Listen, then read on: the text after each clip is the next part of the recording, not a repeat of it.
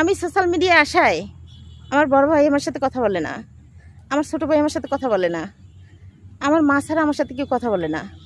বলে আমি পাগলামি করতেছি, আমার বাবার নাম আমি ধ্বংস করতেছি।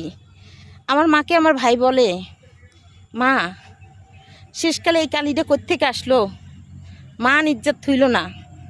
বুড়োকালে এখন পোলা বিয়ে করাইবে, মাইয়া পড়াশোনা নিয়ে ব্যস্ত থাকবে, অথচ ওই মোবাইল নিয়ে ব্যস্ত থাকে। ও কবরে যাইব না, কি মরবে না? এই আমার এই কুসংস্কার থেকে বাঁচান। আপনারা যদি আমার ভালোবাসা না দেন, এটার প্রতিবাদ কখন হবে? যখন আমি আপনাদের কাছ থেকে সাপোর্ট পাবো, আমি যখন সফলতা অর্জন করব, তখনই আমি এটার প্রতিবাদ করতে পারবো। আমার এখন কোনো আপনজন নাই, আমি একা। আর আমার মা আছে আমার সাথে, আর একটা লোক আছে যে আমাকে সাপোর্ট করে। ওই লোকটা দেখছেন, উনি আমার মেয়ের বাপ, উনি আমাকে সাপোর্ট করে। ওনার কারণেই আমি আগাতে পারতেছি। আর তোমরা যদি ভালো না বাসো, সাপোর্ট না করো, আমি মোটেই আগাতে পারবো না।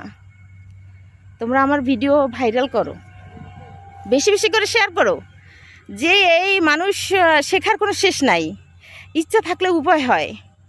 সেই ইচ্ছেটা যদি তোমরা মানুষের কাছে প্রকাশ না করো, মানে আমি যে বলতেছি এটা যদি তোমরা মানুষের কাছে না দাও, শেয়ার করো, তো মানুষ জানবে কীভাবে যে হার মানতে নাই কখনোই। যে শূন্য থেকে শুরু করলেও হয় না, মাঝপথে শুরু করলেও হয়, সেটারে টার্গেটটা ঠিক রাখতে হয়। আমার বাবা যখন সালিশি করার জন্য যাইতো, আমাকে নিয়ে যেত কী জন্য জানেন?